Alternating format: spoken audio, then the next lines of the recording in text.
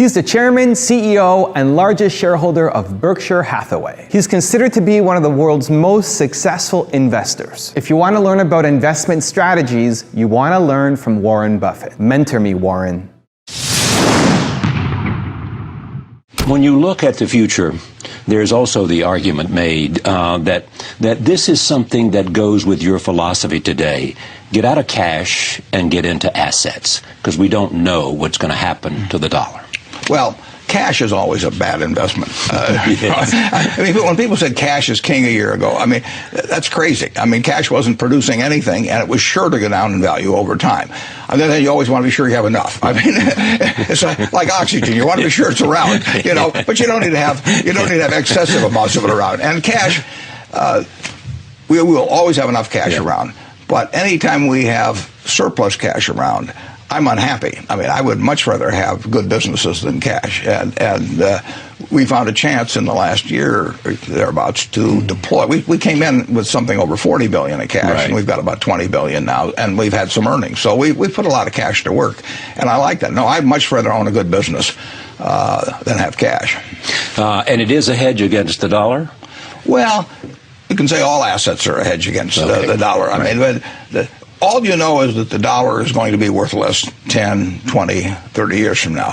I say worth less, not worthless. Right. You want to watch that. But it will be, you know, and that's true of almost every currency that I can think of. The question is how much it depreciates in value. But cash is not a place to now, why is that? Well, because the dollar is going to be worth less. Because we'll print more of them in relation to the amount of goods that are moving. You know, if we dropped $1 million of cash into every household in the United States today, everybody would feel very good, except the people that invested in things that were denominated in dollars. And, you know, exactly. There will be no tendency toward deflation in this country over time, or in virtually any country. Tendency toward inflation. Absolutely. Okay. The important thing is to be able to define which ones you can come to an intelligent decision on and which ones are beyond your capacity to evaluate. You don't have to be right about thousands and thousands and thousands of companies. You only have to be right about a couple. I met Bill Gates on July 5th, 1991. We were out in Seattle, and Bill said, "You've got to have a computer." And I said, "Why?" And he said, "Well," he said, "you can do your income tax on it." I said, "I don't have any income. Berkshire doesn't pay a dividend." He said, "Well, you can keep track of your portfolio." And I said, "I only have one stock." I said, I mean, and he says, "It's going to change everything." And I said, "Well, will it change whether people chew gum?" And he said, "Well, probably not." And I said, "Well, will it change what kind of gum they chew?" And not. And I said, "Well, then I'll stick to chewing gum and you stick to computers, you know." I don't have to understand all kinds of business. There's all kinds of business I don't understand. But there's thousands of opportunities there. I did understand the Bank of America, you know, and I'll be able. I'm able to do that. I'm able to understand some given percentage. But Ted Williams wrote a book called The Science of Hitting, and in The Science of Hitting, he's got a diagram, shows him at the plate, and he's got the strike zone divided into 77 squares, each the size of a baseball. And he says, if I only swing at pitches in my sweet zone, which he shows there, and he has what his batting average would be, which is 400. If he had to swing at low outside pitches, but still in the strike zone, his average would be 230. He said the most important thing in hitting is waiting for the right pitch. Now, he was at a disadvantage because if the count was 0-2 or 1-2 or so on, even if that ball was down where he was only going to bat 230, he had to swing at it. In investing, there's no called strikes. People can throw Microsoft at me and, you know, you name it, any stock, General Motors, and I don't have to swing. And nobody's going to call me out on called strikes. I only get a strike called if I swing at a pitch and miss. So I can wait there and look at thousands of companies day after day, and only when I see something I understand and when I like the price at which it's selling, then if I swing, if I hit it, fine. If I miss it, it's a strike. But it's an enormously advantageous game. And it's a terrible mistake to think you have to have an opinion on everything. You only have to have an opinion on a few things. In fact, I've told students, if when they got out of school, they got a punch card with 20 punches on it, and that's all the investment decisions they got to make in their entire life, they would get very rich because they would think very hard about each one. And you don't need 20 right decisions to get very rich. 4 or 5 will probably do it over time. So I don't worry too much about the things I don't understand. If you understand some of these businesses that are coming along and can spot things on, if you can spot on Amazon, for example, I mean, it's a tremendous accomplishment what Jeff Bezos has done. And I tip my hat to him. He's a wonderful businessman. He's a good guy, too. But could I have anticipated that he would be the success and 10 others wouldn't be? I'm not good enough to do that. But fortunately, I don't have to. I don't have to form an opinion on Amazon. And I did form an opinion on the Bank of America, and I formed an opinion on Coca-Cola. I mean, Coca-Cola's been around since 1886. There's 1.8 billion 8-ounce servings of Coca-Cola products sold every day. Now, if you take 1 penny and get 1 penny extra, that's $18 million a day. And 18 million times 365 is 7 billion, 3 less 730 billion, or $6,570 million. So annually, $6,570 million from 1 penny. Do you think Coca-Cola is worth a penny more than Joe's Cola? I think so. So, and I've got about 127 years of history that would indicate it. So those are the kind of decisions I like to make. And you may have an entirely different field of expertise than I would have, and probably much more up to date in terms of the kind of businesses that we're seeing evolve. And you can get very rich if you just understand a few of them and understand their future. The real test of whether you would like it as an investment is whether you would be happy if it never got quoted again, and just in terms of what the asset did for you. But that doesn't, I would say this about gold. If you took all of the gold in the world, it would roughly make a cube 67 feet on a side. So if you took all the gold in the world, we could have a cube that went down there 67 feet, 67 feet high, and that would be the whole thing.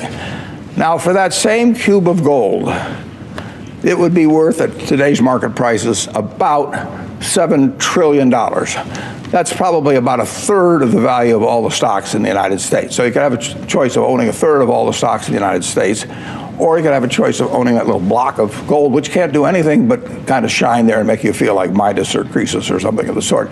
Now, for $7 trillion, there are roughly 1 billion acres of farmland in the United States.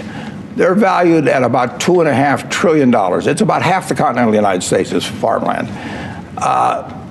You could have all of the farmland in the United States. You could have about 7 Exxon Mobils, and you could have $1 trillion of walking around money.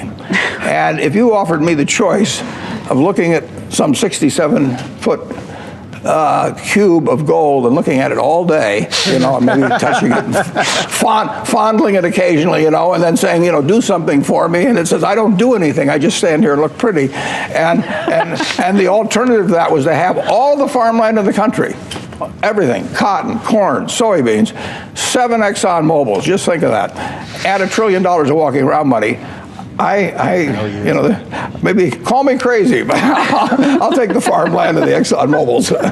What's your advice about that? You can't constantly sit there and wait and say, oh, it's going to go higher, it's going to go higher. We don't even think about that. What we think about is how much is it selling for, how much do we think it's worth. When we bought it at $35 billion effectively, I felt the company was probably worth at least $100 billion. How did it come to your attention? How do you find a stock like PetroChina? I sit there in my office and I read an annual report, which fortunately was in English, and it described a very good company, and told about the oil reserves, told about the refining, told about the chemicals, everything else. And I sat there and read it, and I thought to myself, this company is worth about $100 billion. Now, I didn't look at the price first. I look at the business first and try and figure out what it's worth, because if I look at the price first, I'll get influenced by that. So I look at the company first. I try to value it, and then I look at the price, and if the price is way less than what I've just valued it at, I'm going to buy it. And how do you value it? Well, that's the trick. Yeah. But it's essentially what I would pay for the whole business if I could buy it. How do you know when to throw in the towel on an investment or a business? When you throw in the towel on On investment or business. or business? Yeah, well, what you know is you do it too late.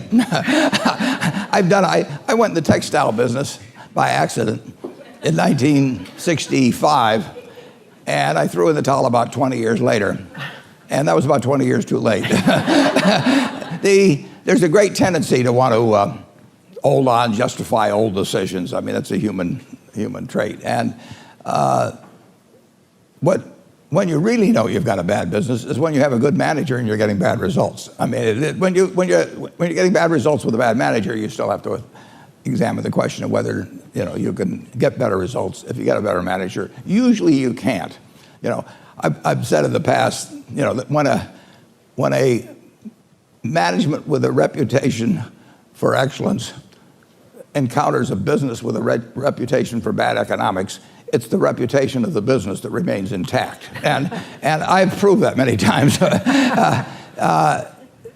are businesses that are just plain tough, and there may be too many competitors, but there's reasons why they don't drop out. There's reasons. Well, we started out in textiles, and we made over half of the linings for men's suits in the country.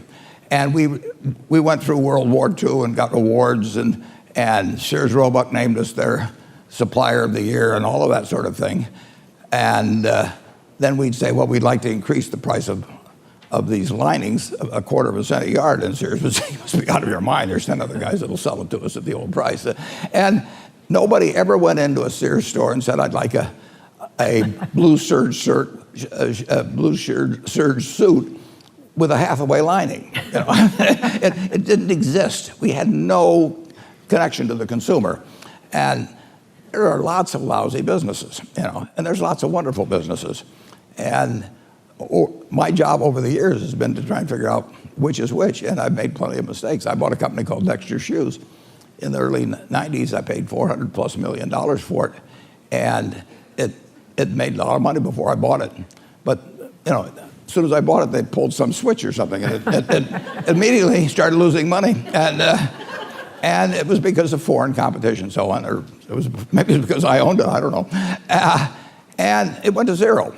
And the worst thing was that I'd paid for it in stock, so that $400 million in stock I gave at the time is now worth about $5 billion. So every time Berkshire stock goes down, I feel a little bit better because of my opportunity loss on this business. But when I looked at Dexter Shoe, they had a good position in retailers. They turned out good shoes. They had a great workforce, all kinds of things. But I just forgot one thing, that they weren't going to make shoes in the United States anymore. So you make mistakes, and it does pay to recognize quickly when you've made them. If you've got a good person running a business and it isn't making any money, you're in the wrong business, and you've got to face up to that. Generally speaking, investing in yourself is the best thing you can do. Anything that improves your own talents. Like, nobody can take it away from you. They can run up huge deficits, and the dollar can become worth far less. You can have all kinds of things happen. But if you've got talent yourself, and you've maximized your talent, you've got a terrific asset. And so that doesn't mean everybody should go to college, but it does mean that any way you find to improve, communication skills are enormously important. I mean, I took a Dale Carnegie course that I paid $100 for, and it was worth a college degree. At least I thought it was. Maybe this interview will convince people otherwise.